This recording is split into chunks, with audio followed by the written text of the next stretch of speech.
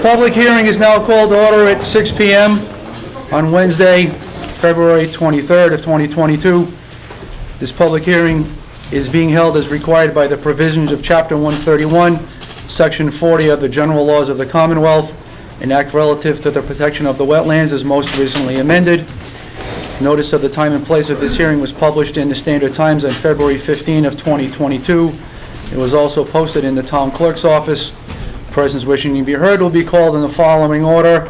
Open meeting law requires me to tell you that this is being put out for broadcast and will be rebroadcast at a later date. At any point during the meeting, if someone has a question or a comment, we ask that you come to the podium. You don't have to give us your house number, but at least say your street name, and yeah, that'll do. And then direct all the comments through me. Thank you. So the first thing, we have to approve meeting minutes from January 26. I've read through. I didn't have any changes to make. Anybody else? No. I'll entertain a motion to approve as presented. Make motion to approve the minutes of January 26th and February 9th as submitted. I'll second. Okay. Any further discussion? No. All in favor? Aye. Okay, that's approved. Thank you. Meeting mail. Pat, any meeting mail? Just another right-of-way notice from Eversource. That's it. That's the usual. All right, on to old business. P.J. Keating Company, 72 South Main Street. Discussion on wetland violation site visit held on February 19, 2022. Review of matters presented. Votes may be taken. I'll turn it over to you to get us going. Okay. So, first I want to talk about the fact that I was refused a inspection after a rainstorm on February 11th. I went to Keating. I made a phone call to Mike Warner, who's the quarry manager. I asked for access, and Mr. Warner called me back and said that he called Mr. Robinson and Mr. Vigno, and that they said that there was no one on site and that I couldn't have access until the scheduled site visit, so there was no one there. But while I was on the phone with Mr. Warner, the P.J. Keating, one of their front-end loaders drove by me, headed up back. So in my book, there was someone there. And I feel that they refused me access because there was a problem back there. And when we went there on Saturday for our site visit, there was obvious signs of recent work back there. And when I asked Mr. Robinson, when were you here, he said yesterday, the day before our visit. So I feel that they were hiding a violation from us by not letting me in. Then at the site visit, you saw that the silt fence isn't keyed into the ground right. There's a lot of groundwater flowing out back there that's full of silt. It's going towards the wetlands. There are small amounts of soil still going beyond the silt fence into the wetland. And until the pile is moved, this is going to keep on happening. And that's where we're at. Okay. Mr. Robinson, if you would. Rob Robinson from P.J. Keating, VP of Aggregates. I'd just like to address that point from Mr. Hannon regarding the Friday. We didn't have anybody on site, and yes, I did get the phone call from Mike Warner, and I didn't know anything about a vehicle being ran until Mr. Hannon told us on Saturday that he said when we were doing the site visit that a vehicle had gone past, as in a loader. The only loaders that were working that time are with the ready mix plant that's on site, which has nothing to do with P.J. Keating. We didn't have any vehicles running around, and that's it. The site has been closed down. There may have been a couple of people who were working in the garage or the garage, and that was it. So just to address that. Okay. Thank you. Thank you. So before I go on, did anybody have a question so far? Okay. I know we had I don't know if Mr. Leger is here. No. Okay. At our previous meeting, a request or an offer was made by your conservation lawyer, Mr. Leger, to perhaps have a conversation with our agent and with the commission about working on a solution sooner as opposed to going through the enforcement order route. We're willing to do that, come up with a solution to this, because ultimately, even though from the original order of conditions, there's 3 years to get the pile moved, we would prefer to have the pile moved sooner, just because it's a big pile, it's a lot of rain, and the infiltration is still possible, and it's better for the wetland to have that pile moved sooner than later. So it's never been our intention, even though you gave us 3 years to do the work. It's never been our intention to keep the 3-year full period and do the work at the end. What we want to do is to get the work done this year, at some point in this year, and get all of that done, and then we would do the monitoring to the end of the three-year period. That was the nature of what our intention is. So, but yeah, we could certainly work with your agents on that. So to that point, on the way out, walking out of the site Saturday morning, Keating brought in a public affairs person, and he and I and Mr. Robinson walking out, we talked about what Luke Legier had brought up, and I said that I was going to recommend to the commission that Keating agreed to move the silt pile and restore the buffer zone by the end of May. And if they could do that, we wouldn't issue an enforcement order and require it to be done in the same amount of time. And Mr. Robinson didn't like that idea, and he said that he wants until the end of the season to do that. And my feeling is we can't wait till the end of the season. This is an immediate thing. We've got wind-blown dust coming off the top of the piles. It's going into the wetlands. It's going into the neighborhoods. The pile is losing material every time there's a storm, every time there's high winds. We're playing cat and mouse on getting in for access to inspect. Under the notice of intent, Keating gave us the right to access the site without notice. That's the Wetland Protection Act. Those are the rules. So we can't go there by ourselves. We have to be attended by somebody, but we have the right to show up without notice. And one of their objections in not letting me in was that we didn't give any notice and it's not required. So my recommendation is, if Keating doesn't want to move the pile and vegetate it and restore the buffer zone by the end of May, that we revoke the notice of intent for the extra violations, and we issue an enforcement order with a date certain that all of this work is done. And that's my recommendation. We need to move that pile when the conditions are correct, and at the moment the conditions are not correct. So we would be looking to do that in a drier area, a drier time of the season. Also, to bring in a team and utilize that, you've got to set up. We don't have equipment on site, so we're having to bring that in. We'd have to negotiate and work something out, and we'd use our own people to do that job as well, obviously. So some of those people that are here tonight may have other work, so we'd have to go through that and make sure that we cover that through the union to cover those jobs. So that's part of it. It's not just as Mr. Hannon thinks, that we can react to events to his beck and call. We can't.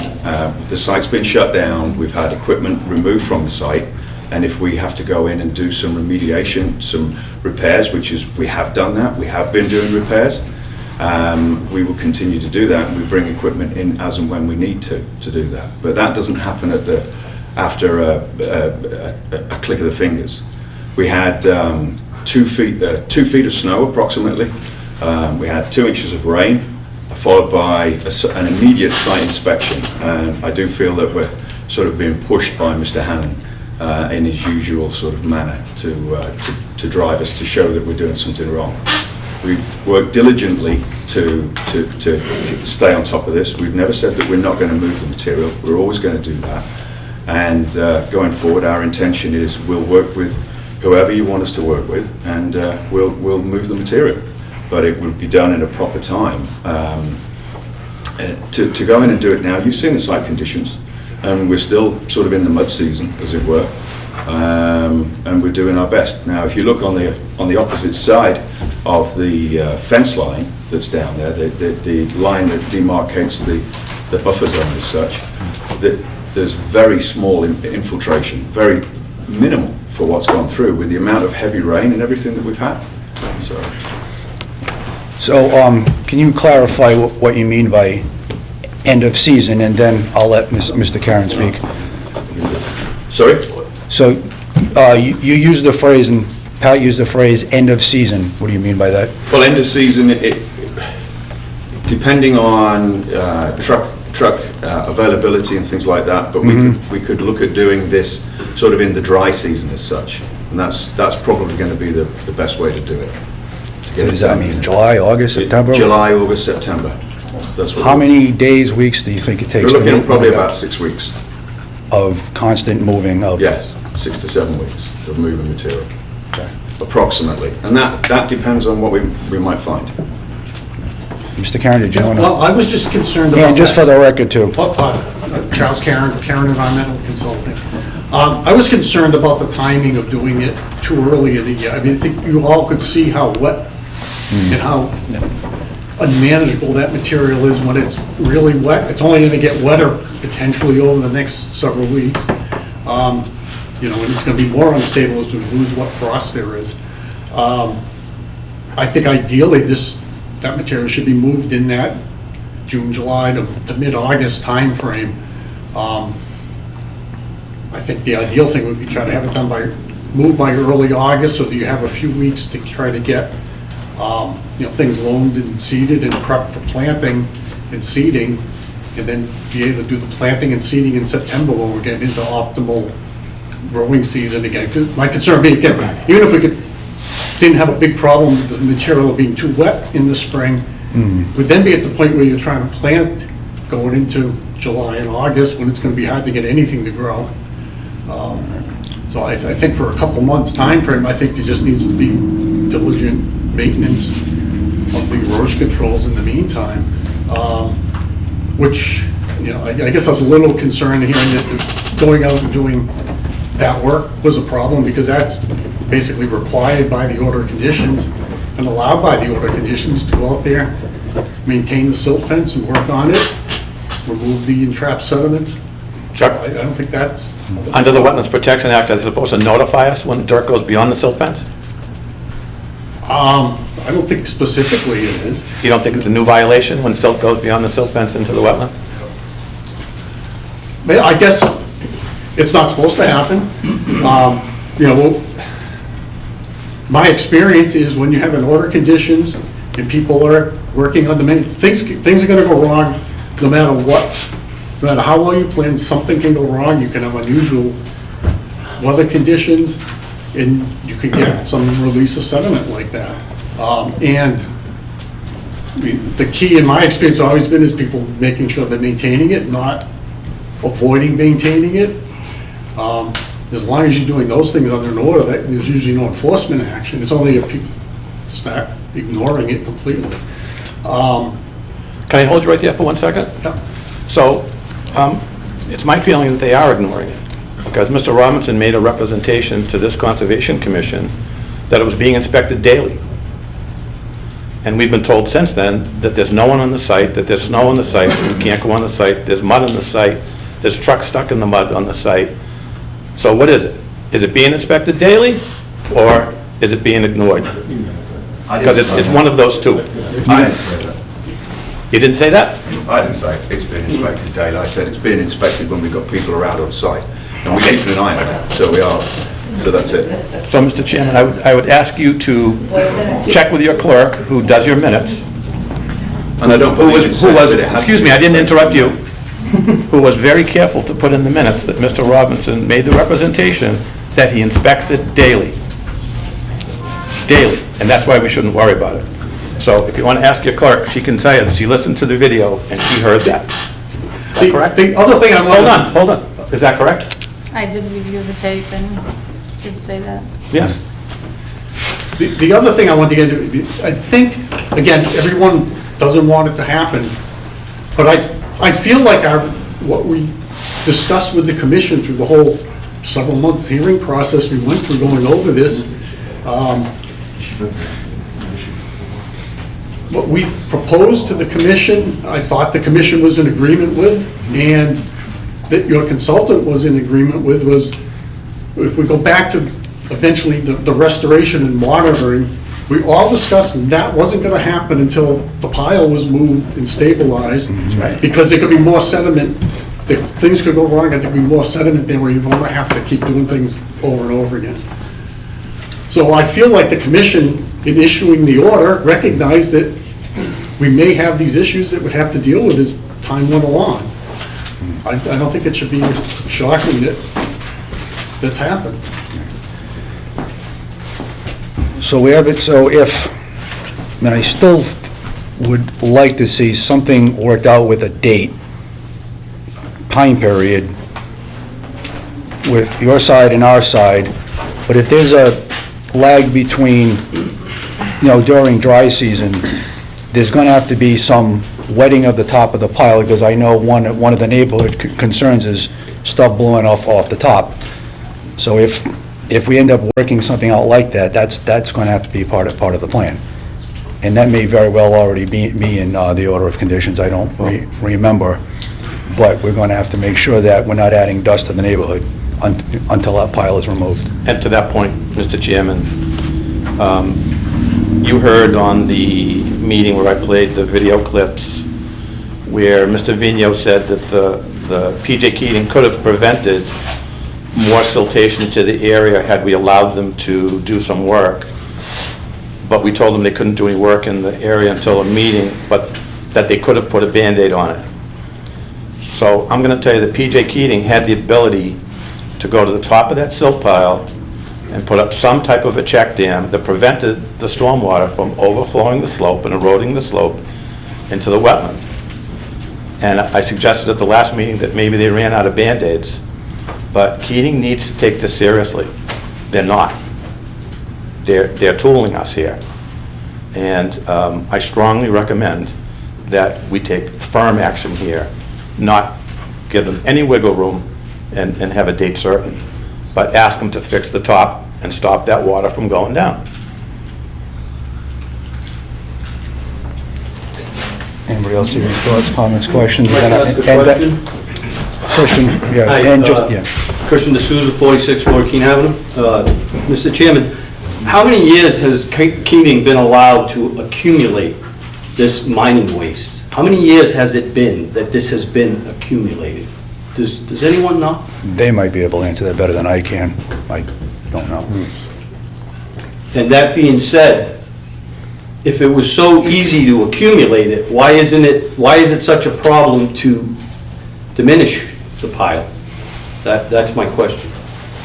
I think it's gone on long enough for, the harm that's being done to the residents as well as the environment. That's what I don't know if, can I ask if either Mr. Robinson or Mr. Vigno or Mr. Karen wants to respond? So We'll let- regarding the accumulation, it's been over, I think, probably about 15 years or so, 20 years, and I'm sure that you can see that on records going back from flyovers on Google or something like that. That material does move, it does sell, and we sell it locally, very locally when it gets moved. It's a product that is a sellable product at the end of the day. It doesn't move as fast as the other products. And we started, 2.5 years ago, putting that material in the base of the quarry as part of, to backfill one of the front of the quarry. And that was the intention, so we stopped putting silt. We stopped putting the fines out the back, where the piles that we're talking about, so they'd stop growing. So that's what we started doing. So hopefully that answers his question. Okay. I just have one And question. for, Pembroke Avenue. I just have one question. we need your, I would think- we need your name too, just for Oh, the... Diane Abram. Thank you. I would think that if something has water in it, it will not fly around. But in the summertime, when that all dries up, those dust are just going to fly everywhere. So I don't understand. They have heavy equipment that can move houses and everything under the sun. I don't understand why it's such a big problem when it's wet to move it. To me, when it's wet, it would make more sense because it can't fly around if it's wet. I mean, I can understand they have issues, but if you think practically, if something's wet, it's not going to fly around. If it's dry, it's going to fly around. That's all. I wonder why there's such a debate over flying around if it's wet. If it's dry, it will fly around. That's all I have to say. I'm sure they would tell you that it's a difference between, it's a weight difference. Wetter is heavier. Stability difference. Wetter is heavier. If I could, Bob. Yeah, thank you, So, Stephen. but to Diane's point, this is a multinational company that made $19 billion last year. 19 billion, Bob. There's lots of equipment out there that can move that dirt. They don't want to spend the money to move the dirt. That's what it is. And I would like to ask Keating to give me some weight slips for the last time they sold some of that material locally. I'd like them to approve that statement, because they told us they check it daily, they don't. They tell us that they sweep the roads, they don't. They tell us that they weren't going to put any more dirt on the silt pile, they did. They did all of those things. They tell us one thing and they do another. And that's the heartburn that I have. We did not put any more silt on that silt pile. No, you put the dirt from the ram area on the silt pile. You added to the pile. The It wasn't- groundwater it was- extraction wells it are on was- top. It was to the left-hand side of that, and it was in the non-jurisdictional area. It was not on that area at all, so, More spin. what can I say? But yeah. I mean, our intention is to, like I said, is to move that material in the dry months and do everything that's on the plan that's been put forward, that you reviewed at the last time. And that's what we're looking at doing. And Thank you. regarding moving material when it's wet, I mean, there's a reason why all the sites shut down at this time of year. The whole site would just turn into a quagmire if we started moving material right now. So it's easier to move it when it's drier, and we would add additional water suppression over the dust suppression over the top of it, using our dust cart, our water carts and stuff. Okay. Thank you. Anybody have questions or comments?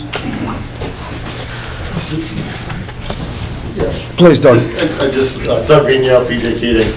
I have a document here that I shared with you on Saturday, Chairman Roca, and of the 4 enforcement orders that were issued by the Conservation Commission under the auspices of Marilee Kelly, which we know she was not the author of them, all of them were thrown out of court. They were all found to be null, void, and without effect. All 4. So, And I- do we want to go down that route again? And I did read that, and I looked at our minutes. We had voted on those and canceled those before that happened. Correct. There is. No, that's, but, Well- this had been in court, Chairman Roca, and the town was asked to Rocha. come back, Mr. Rocha, I Thank you. apologize. And the town was asked to by, when we have the documents, by the clerk of the Superior Court to respond to the suit that was made. The town sat on it, they never responded to anything. So it was literally the next day that, the court doesn't happen that quick, let's face it. The day before, you said you were going to rescind these, and this was issued the day after. Right. So. January 12th, January And if you 13th. know how the courts work, they don't work in a day. And Mr. Rocha, Mr. Chairman, neither does the Conservation Commission. We have open meeting law requirements. We had to post a meeting, we had to talk to council. Council had to find out whether we had resolved that through a notice of intent and an order of conditions. It wasn't that there wasn't a violation. They cleared the violation by doing the notice of intent. They cleared the violation by doing an RDA and getting the work done in Basin 1C. This is what they do. They come in and they try and make the town look bad. They try and make it look like we're picking on them. We're not. They're doing a job on the town. I see it every day. It's not just a conservation issue, it's a Board of Health issue, there's zoning issues, it's a town-wide issue. And you know the truth. You know that we dismissed those because they were resolved through another action, not because a judge said there was no violation. It's precisely what the judge said. Okay. So, bottom line here is that we want the pile moved. You want to move the pile. Our agent is recommending May. You're recommending July or August. I say we split the difference And say June. and say June, the end of June. I offered that on Saturday, Mr. Chairman, and that was rejected instantly by Mr. Robinson, but I'll let him talk to you about that, and maybe you can do better than I did. Because I see the problems of doing it when it's really wet. I think it's going to cause more problems than it's going to solve. But we got to get it out of there, and end of June, things are starting to dry. Okay. And either we vote on it now, or you have a meeting, we all talk with Luke and your folks, and we vote on it at the next meeting, so it's either going to be tonight or in 2 weeks. Well, okay. Well, we'd have to post a public hearing to do that. True. So this was to work it out, and if they want to present something to us in writing that says they'll do it by a date certain, we'd have a public hearing, and we would vote on that, and that would be the proper way to do it. I think if you push it until the end of July, I mean, because I don't know the availability of equipment and all the rest of it, that's where we're going to come from. So I think that's what we're going to look at. Otherwise, if I stand here and say June, I mean, I'm shooting from the hip on this one. Come on. Well, Mr. Chairman, yeah. I moved 8,000 tons of wet dirt out of Boston every single day and put it in place every single day. Whether it rained, whether it snowed, whether it was 20 below zero or 105 degrees. Caterpillar has lots of equipment for rent. All you do is pick up the phone and say, I need a machine. You need a long-reach excavator? I need it. They told us a long time ago that they had one. And they had one on the site, but they took it away. That's because the site was shut down. So, I'd be happy with June. Can we have, is it Jeff Blake, who's our legal representation? Yep. Have a conversation with Luke Leger about this? If I'd those like- two gentlemen could get together and we can resolve it that way. Yeah, and then we can schedule another meeting and have Yeah. a hearing. But knowing that we're aiming for the end of June to get that moved. Very good. I ask a question, please, Doug Vigneault, PJ Keating.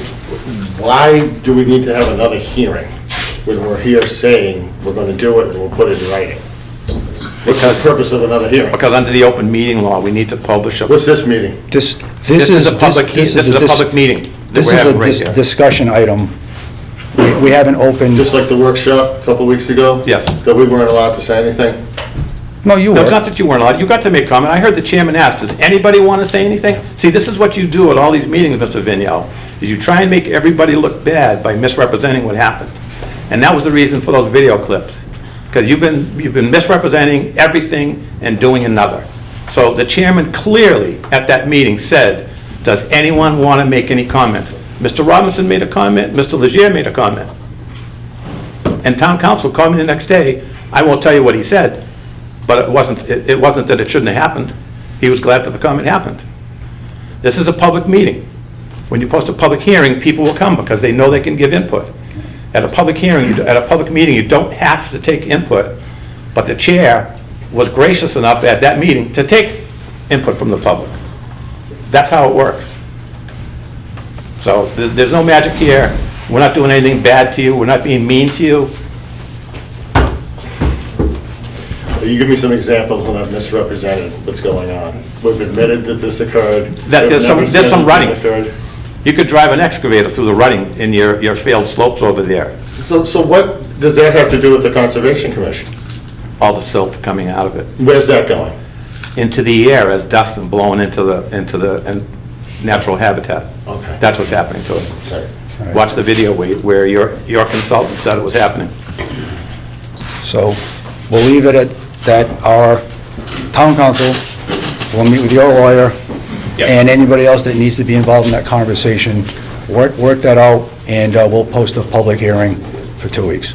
If that's what you have to do, then Yeah. that's what you have to do. So that way we're following the open meeting laws. And can I ask, were you out there working today and yesterday? Today and yesterday? Yes, we are. Yes. At the soap pile? Yeah, on that area that you inspected Yeah. along there, and we're cleaning, we'll go along there, yes. Okay, so I'd like to go tomorrow and see what you're doing.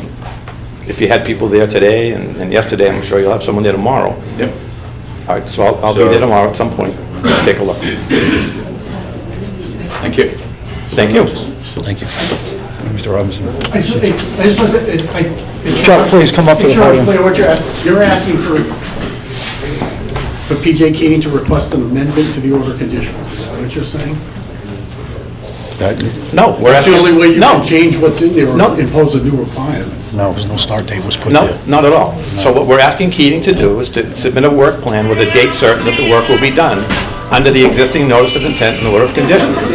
If they don't want to do that, then the commission can decide whether or not they want to ratify an enforcement order that cancels out the notice of intent and requires that the work be done by a date certain. So their attorney asked that we not issue an enforcement order and that we work it out. Yep. We're here trying to work it out. I'm just trying to figure out the process, because I would have said we need to amend it to do that. but- No, we don't. They have permission to do the work, but there was an error made that no date certain was put in to do the work. That was an omission by the agent. Thank you. Okay. Okay, so we're done with that topic. So we're going to move on to our public hearing. Can you just ask if anybody from the public? Sure, Done. yeah, I should have asked. Before we move on to the next topic, anybody with questions? I know you all have comments, but do you have any questions? No. Thank you. All right. And if you don't want to stick around for the rest, we won't be insulted. Can I ask one more question, please? Please, Mr. Vigneault. Chairman Roger. Well, I apologize. Why does this say Conservation Commission agenda, public hearing and meeting? Because it's a public hearing for an RDA. The next item down. Yeah. The word order could have been, well, meeting and hearing, but, so there are discussion items like this one and some others, and then there's the public hearing part of it, like we're about to do for 152 Quaker Lane. Okay, thank you. Thank you. So, motion to open the public hearing for Quaker Lane. Make a motion, so moved. Yeah, all in favor? Aye. Okay. So we have a public hearing on RDA Derek Costa, 152 Quaker Lane. A request for determination was filed by Derek Costa for property located at 152 Quaker Lane, map 6, lot 20.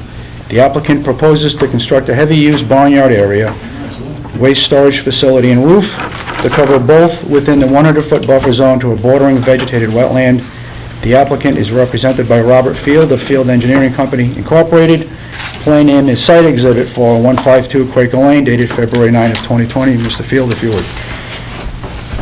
Mr. Chairman, we filed this request for determination for a couple of structures that Mr. Costa has a federal grant lined up to construct to help manage his beef cattle operation, and we had an on-site on Saturday. Had the pleasure of meeting some of the commission members there and reviewed the site. Be happy to answer any questions that. Did you see the document or the letter of authentication that EPA has asked for? Are you clear as to what that letter is for that grant for him to fulfill it? My understanding is that Mr. Costa, who wasn't able to be here tonight, Right. met with the people from, I assume, the Department of Ag. And they just said they needed to go through the wetlands permitting process with the town Okay. as part of the process. Just as far as I know, it's just verbal. It was a verbal thing. There's nothing. So he was told to get a letter of Yeah. authentication. Okay, because on Saturday, he had said he just needed a certification, so I brought up with the chairman that maybe you folks were going down a road you didn't want to go down, and you just needed some approval from town hall that they were okay with him getting this grant and installing this manure control system. Yeah. And that maybe you could save some expense of not having to do this. But if they want a wetlands approval. Again, this is secondhand. I haven't met or talked directly with anybody, and I don't know if Derek got the verbiage correct. But my understanding was they needed a sign off from conservation. Okay. Okay. That's what we do. So Pat, do you have any other questions, comments for Mr. So Field? I about the had project? asked the engineer if he had looked at the historical photos. Did you get a chance? I haven't had a chance. Okay, so on looking at Mass Mapper, and I told you this was a while ago, but in 2001, there was some major wetlands filling that went on at that site. I don't know, as I told you Saturday, I don't know if it's still jurisdictional. I don't think it is. I think there's a statute of limitations of 3 years, and as long as the property hasn't been sold to anybody else, Which is true. yeah, Right, then they've owned that a long time. we wouldn't have to take any action on the wetlands filling, and require a notice of intent, and have the wetlands flagged and proceed from there. Okay. And if you could just check with them and make sure that, no one has purchased the property in the last 3 years, or no name changes, because under the Wetlands Protection Act, if you buy a piece of property where wetlands were filled or have been altered, it doesn't matter how old that alteration is. If you just bought it, you become responsible for it all over again. Okay. It's a crazy thing. Quirk in the that can regs. expire for the landowner, and he can sell it, and the buyer picks up the liability all over again. So if you could just look into that. Yeah, I could provide that as part of the, because it sounds like we're heading towards a positive determination and a notice of intent. Correct. Yeah, so we could provide that information in the notice of intent file. Yeah. Okay. And then whoever does the wetlands delineation, we do require the field data cards now on the delineation, so they need to make sure they do it. That would be Bob Gray from Conservation. Okay. Anybody here with questions or comments for Mr. Field? No, not this one. All right. Yeah, in that case, I'll entertain a motion for a positive determination and that the wetlands get Yeah, flagged. we'll get that delineated in the notice of intent. Great. So moved. We have a second. Second. Further discussion? No. All in favor? Aye. Abstaining? That's unanimous. Thanks, Mr. Field. If you get a chance, talk to your client and explain to him about that. Approach the podium, whatever. Yeah, we won't ask you to do that. And just, for the record, state your name. You don't have to get up. My name's Thomas Velfall, I own the property just, I guess that would be east Right. of where Derek's trying to do this project. I just want to make sure that everybody's, I guess, familiar with what he is trying to achieve down there. I have no skin in the game, I'm just like, Right. what he is trying to do is contain the manure Yeah. from this Absolutely. operation. Right. From proceeding to get into the wetlands. And, I think that's a step forward as far as Very. agricultural conservation. So, I'd hate to see his project get defeated or prolonged, cost him more money. He has this grant from the Right. federal government to move forward. I mean, I've been there my whole life. Right. I'm familiar with the property. I think they moved in around 2001, maybe 2000. But, I mean, as a neighbor, he's got a nice clean operation over there, and that's what they're trying to Sure. continue to do. Yeah, and Mr. Costa and Mr. Field made it clear Saturday, because we were out there to see it, and we saw the project, and he already has one area similar to what he wants to Yeah, do. he tried And we to- totally support that, keeping the manure from running into the wetlands is definitely a good thing. Yeah. Yeah, we support it, and we made a couple of recommendations on size that might save him some money too, in terms of triggering other things. Yeah. Yeah, but in terms of what our responsibility is and what's expected of us, what we've asked for is, Yeah, no, I respect the bylaws. and Is everything's going within- on. I just want to make sure everybody knew what oh, sure. he's trying to Yeah. achieve there. We support it, and Yeah. was I think actually he's looking surprised to spend find that. out that there was a grant to do that. Yeah. And then he went and, I think even out of his pocket, he's looking to spend a applied for it. boatload of money Right. to try to yeah, keep this area, sure. as clean We as support it. possible. Yeah. It's That's nice all I have to, to say on his behalf. it's nice to have a big ag business like that in town, too. What's that? It's nice to have a big agricultural business like that in town, too. Well, I think it's one of the few that we have, and I hate to see it defeated. Right. Yeah, and I don't know if right-to-farm laws in this town would provide any other benefit for the project. I don't Yeah, I don't know. know anything about that Yeah. myself. It doesn't. It doesn't? Okay. I think we can present a good package Okay.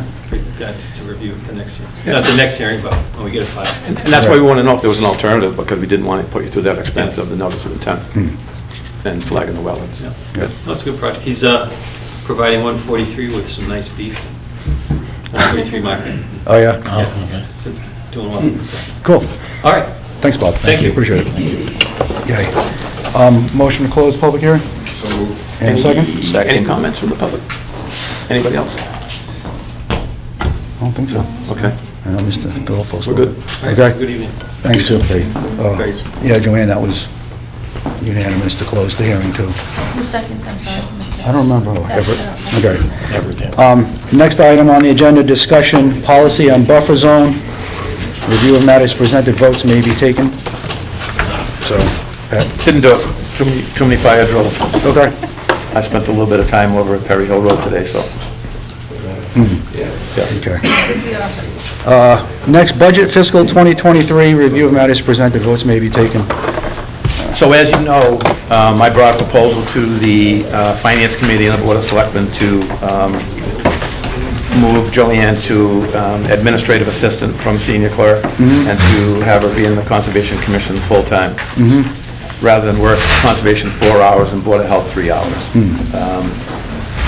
By the time you get going in the morning, 4 hours really isn't much time to get the work done that we have to do. We've taken on the Stormwater Authority. We're in the middle of an MS4 upgrade in town, and a lot of work to do, and Joanne's going to need to do that. And she would either have to sit in the desk at Board of Health and do stormwater work, or be in our office. Because we have fees that we collect from the Wetlands Protection Act, we're allowed to use that money for salaries, for myself, or for Joanne, or consultants and things like that.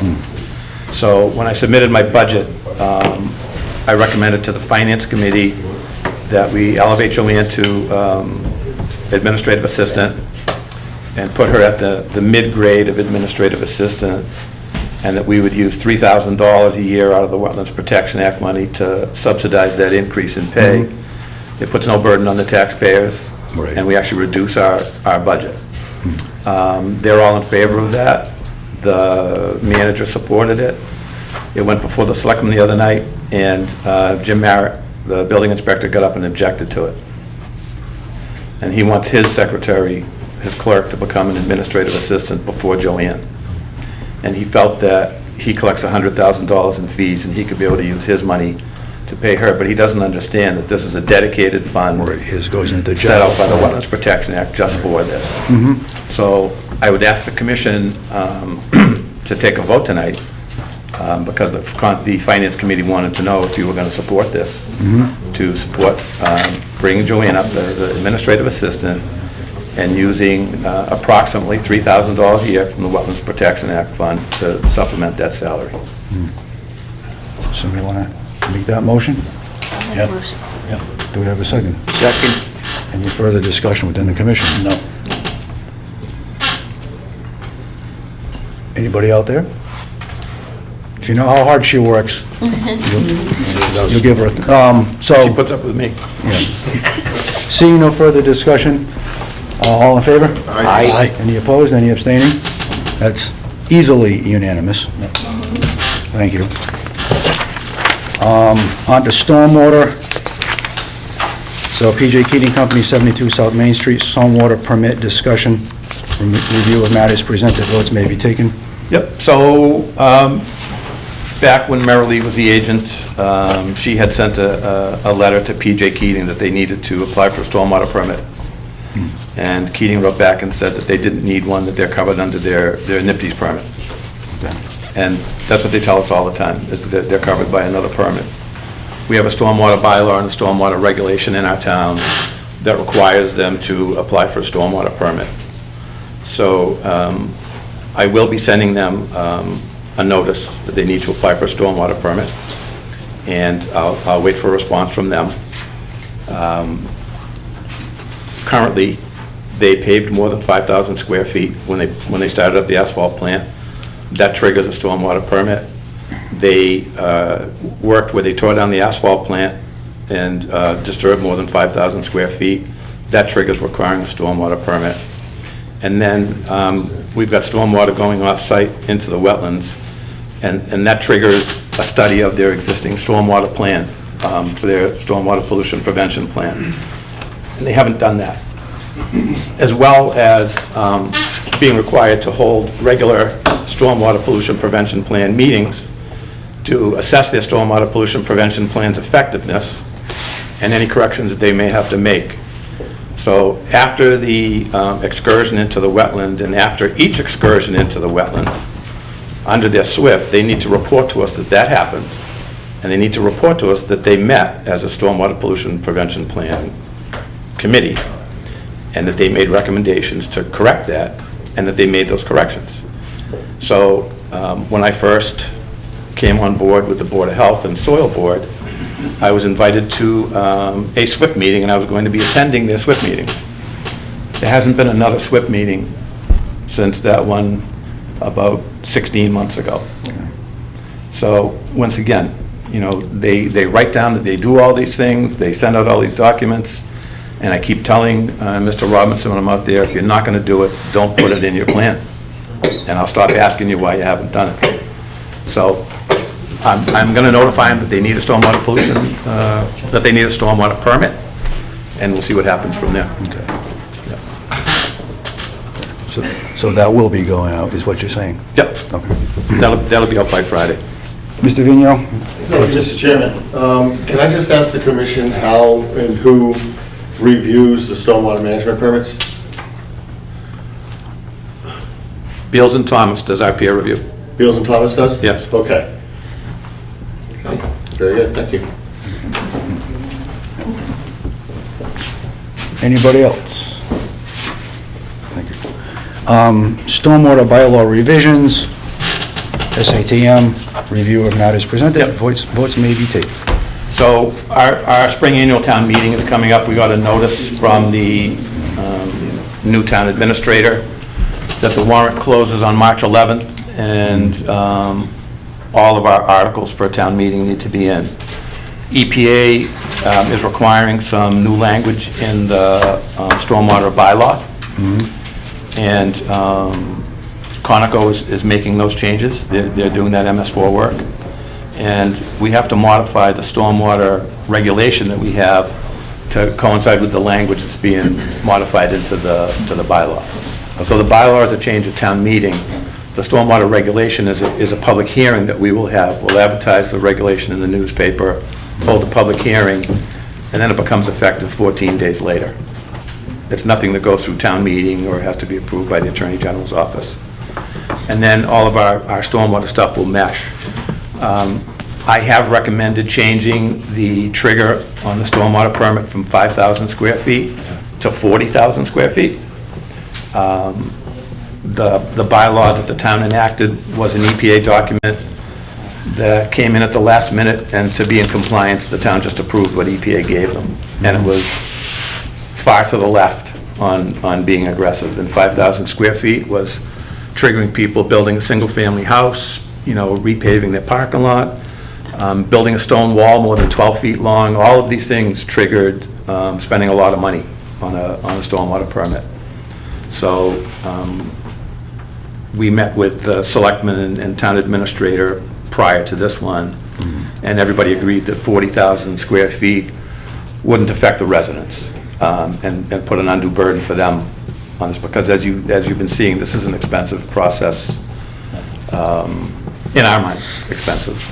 It's been running, you know, $10,000 to $15,000 on the peer review for the solar fields and other commercial stuff. So that's where the 40,000 square feet comes from.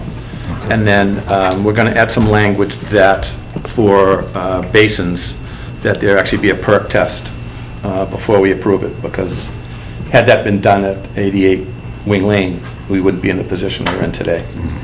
Or they wouldn't be in the position they're in today. So, we're trying to make it a little friendlier and less burdensome. Thank you. Any other questions for Pat on that? No. Okay. Any other updates for us then?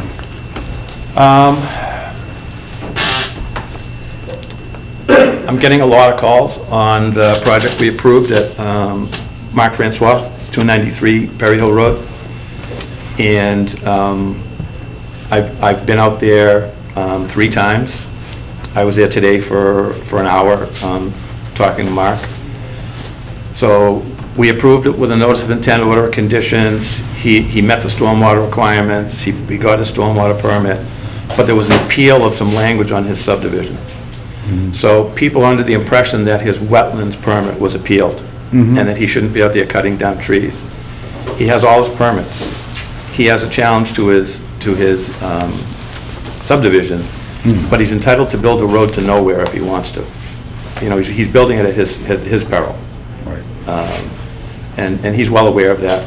And he was quite upset that, you know, he thought he did something wrong out there with all of these phone calls and emails. And, you know, there's just absolutely nothing wrong out there. Okay. And that's all I have as far as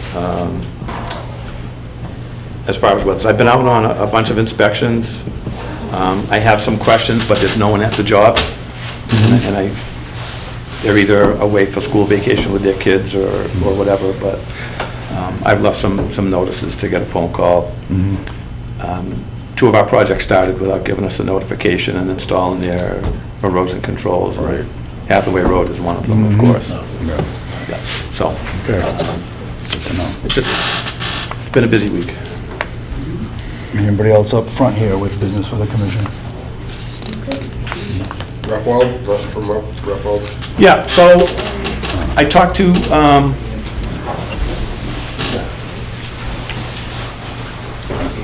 I'm trying to just be careful.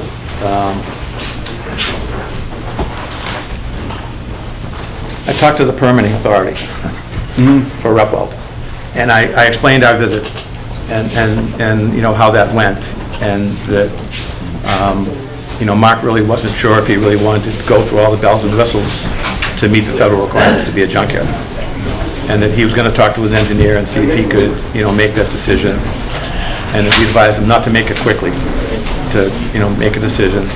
And I would suggest that we invite him to our next meeting and have his engineer come in and tell us what the plan is. Right. And we need a date certain of when that work will be done.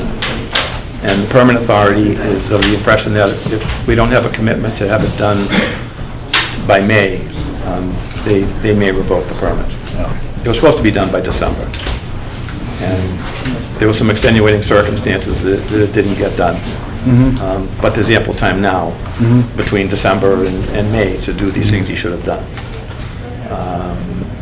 And, you know, he told us he's had a scrap license for as long as he can remember. But he only bought the property a year ago. It was the prior owner that had a Class 3 license but never used it. He did buy the corporation. So the corporation has had a scrap license for as long as the corporation has had it. But it's a tough business. And you're dealing in parts per billion with people being on wells all around that. And it really needs to be well thought out and well protected. Right. Okay. And then, do you want to know about CVE? I told you, but nobody else knows what happened at Sure. Lane. Yeah. So Beals and Thomas finished their infiltration study and groundwater study. And So this is our Wing Lane. Wing Lane, Yeah. yeah. And basically, there's only 16 to 30 inches till groundwater. And nothing's infiltrating. There's zero infiltration. That job was set up as a no land disturbance, everything's going on pads and we're going to town. When I was inspecting Keating, everything was cleared there, the site was, you know, scraped to the rock. They may have gone a little too far from what they, you know, expected to get the grades they need. But the bottom line is, there's nowhere for their stormwater to go. And Beals and Thomas said that the regulations require a 4-foot separation for groundwater from the surface, so that in the rainy season and thaws and things like this, groundwater tends to mound, and the groundwater would mound up. It would affect the surface of the ground, and now all of the supporting structures for the solar panels are going to fail. And they'll start sinking and doing that, and we've got big battery backup systems out there that cost a couple of $1 million each. They're on concrete pads, and they're in danger of geotechnical issues from groundwater mounding. So my suggestion is that we get Beals and Thomas's official opinion in the next week or two, and then we have CVE come in and make a presentation to us on what they want to do. And then we take that and have that peer reviewed and find out if that flies. And if it flies, great. But if it doesn't, they might have to remove that solar field. You said all the core samples they did failed. Everything failed. Yeah. Yep. And we don't require perk tests for infiltration basins. And we do require perk tests for septic systems, but not infiltration basins. And most of the soils in our town are what they call D soils that don't infiltrate. And the Board of Health has a policy that we don't allow wet basins because of mosquitoes. So if we allowed that basin to be wet out there, you saw how long that is. That'd be a mosquito hotel, like no other. So they have to come up with something. They knew it, because in 2019, they sent a document to the Board of Health that I saw today, as I told you, indicating that they had groundwater problems out there and perk problems, but they went ahead anyway. And now they're in the vice. I would like to see it stay. The town needs revenue. This is a good source of revenue for the town. No one's going to school, no one's calling the ambulance, and no one's getting rid of trash. But it needs to be done right, and it needs to be safe. That's going to be a tough solution. Yes, it is. Any land disturbance there, resource disturbance at all in that array? The whole thing is a The well. whole thing? Yeah. So more so than the east side that we were standing on Saturday, the whole thing? The whole thing. Yeah. This town has really high groundwater. Yeah. And, all the water from where I live in Central Mass heads for the ocean. And you're the next stop to the ocean, and I really think that's why you have so many wetlands and such high groundwater and wet meadows and all these things that we never encounter in Central Mass. So,